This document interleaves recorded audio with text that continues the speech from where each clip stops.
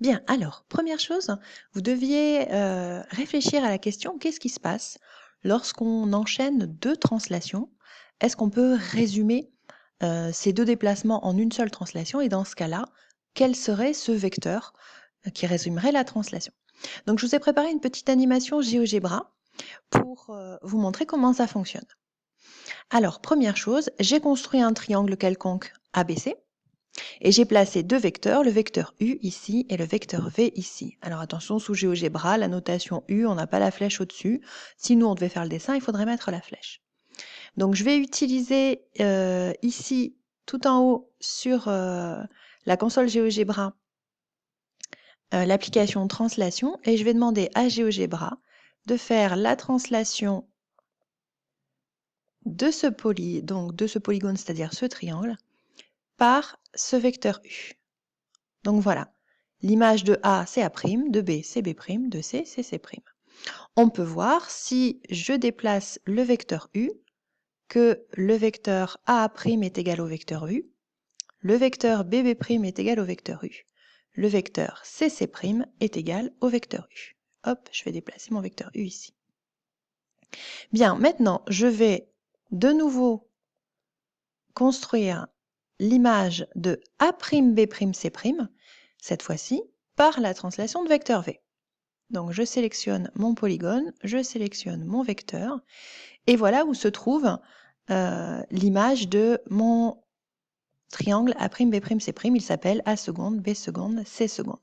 Je vais déplacer ce vecteur qui me gêne. Et comme tout à l'heure, on voit que A' seconde est égal au vecteur V, que B' seconde est égal au vecteur V, que C' seconde est égal au vecteur V. Eh bien, la question, c'était de savoir comment je pouvais passer directement de ABC à A'B'C'. On peut facilement imaginer, en fait, que je pourrais construire un vecteur entre le point A et le point A', que j'ai appelé ici, donc, que GeoGebra a appelé ici W, et que c'est par ce vecteur que l'image de ABC, par la translation de vecteur W, serait A seconde, B seconde, C seconde.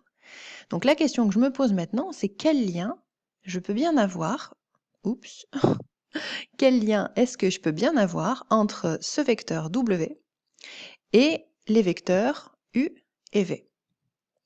Alors l'idée, c'est d'essayer de comprendre ce qui se passe lorsque j'enchaîne les deux translations. Bien, ce qu'on peut voir, c'est que la première translation mène A en A', la deuxième mène A' en A seconde, et en fait, la translation de vecteur W mène directement A en A seconde. Eh bien, ce vecteur W, c'est ce qu'on va appeler la somme du vecteur U et du vecteur V. Vecteur U plus vecteur V égale vecteur W. Voilà pour cette animation. On va aller partie court maintenant. N'hésitez pas à mettre en pause le temps de sortir vos affaires. Et on va noter ce qu'on a vu. Donc, il s'agit du grand 2, opération sur les vecteurs. Premièrement, somme de deux vecteurs. Donc, la définition de la somme de deux vecteurs est la suivante. Soit deux vecteurs U et V, si on enchaîne deux translations, une de vecteur U et l'autre de vecteur V, on obtient une nouvelle translation. Le vecteur qui lui est associé est appelé somme des vecteurs U et V et est noté U plus V. Et vous avez ici un petit dessin à reproduire en utilisant deux petits carreaux pour avoir un dessin suffisamment grand, ou alors 1 cm de côté ici pour ce petit quadrillage. Ensuite, une remarque. L'ordre des vecteurs n'a pas d'importance. La somme de deux vecteurs est, on dit, commutative. Je peux déplacer U plus V et V plus U, c'est la même chose. En fait, c'est une propriété qu'on connaît déjà sur la somme des nombres. 1 plus 2 et 2 plus 1, c'est la même chose. Alors on va avoir deux façons différentes de faire la somme de deux vecteurs. Première méthode, la relation de Chasles. Chasles, c'était un mathématicien. Les élèves d'Épernon connaissent ce nom-là. Pour les autres, je vous invite à aller faire une petite recherche Internet. Donc si j'ai trois points A, B et C, eh bien j'ai vecteur AB plus vecteur BC égale vecteur AC. Ce qu'on peut voir sur la figure ici, AB plus BC égale AC. Pour arriver à s'en sortir sans refaire la figure, regardez comment on peut s'en souvenir. Le point B, qui est ici l'extrémité du premier vecteur, doit être l'origine du deuxième vecteur ici. L'origine du premier vecteur, c'est l'origine de mon vecteur somme. L'extrémité du deuxième vecteur est l'extrémité de mon vecteur somme. Deuxième méthode pour construire la somme de deux vecteurs, la règle du parallélogramme. Pourquoi? Parce qu'on a un parallélogramme, vous le voyez bien dessiné ici. La règle du parallélogramme dit soit ABCD un parallélogramme, alors on a le vecteur AB qui est ici, plus le vecteur AD qui est ici, qui est égal au vecteur AC qui est ici, formé sur la diagonale du parallélogramme. Alors, je vais vous laisser terminer d'écrire tout ça. Bien sûr, vous mettez en pause, vous revenez en arrière pour avoir le temps de tout écrire. Et pour terminer, on va aller voir l'exercice résolu 1, page 201, que je vous montre directement. Le voici.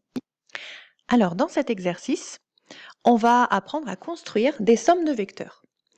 Pour partir, on part d'un triangle ABC dont les dimensions sont données et qui est dessiné ici, A, B et C. Première question, on vous demande de construire le point M tel que le vecteur AM est égal au vecteur AB plus vecteur AC. Alors, première chose à remarquer, on a donc à construire la somme vecteur AB plus vecteur AC. Ces deux vecteurs ont la même origine. Donc, la méthode la plus pratique va être la règle du parallélogramme. Sinon, on utilise les enchaînements de translation. Là, on va vraiment avoir deux méthodes au choix. Donc, pour la règle du parallélogramme, je construis à partir de ABC le parallélogramme AB MC et mon point M est plein C. AM, c'est la diagonale du parallélogramme lorsque je fais AB plus AC égale AM. Autre méthode, enchaîner les deux translations. Donc en partant du point A, je dois construire le point M tel que AM égale AB plus AC. Alors je pars du point A, je trace le vecteur AB, il est déjà tracé, et à partir du point B, je vais tracer un représentant du vecteur AC, qui est en rouge ici, c'est bien le même que ce vecteur qui est ici. Et à l'extrémité, j'ai mon point M. AB plus AC égale AM. Deuxième construction, le point P tel que MP égale AB plus CB. Alors là, AB plus CB, ce sont deux vecteurs qui n'ont pas la même origine. Donc je ne peux pas appliquer la méthode du parallélogramme. Donc là, comme indiqué dans la solution commentée, je vais partir du point M, puisque c'est MP égale AB plus CB. Je pars du point M. Première étape, je dois construire un représentant du vecteur AB. Il est en violet ici. D'accord? C'est le même que le vecteur AB là. Et ça m'emmène à ce point-là, qui est le point N. Deuxième étape, je dois construire un représentant du vecteur CB, qui est en bleu ici. Et il m'amène, lui, au point que je cherche, le point P.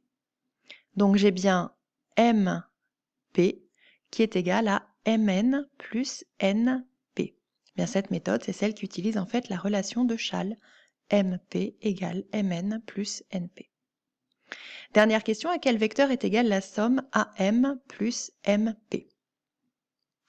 AM plus MP, on voit directement sur la figure que la solution, c'est le vecteur AP.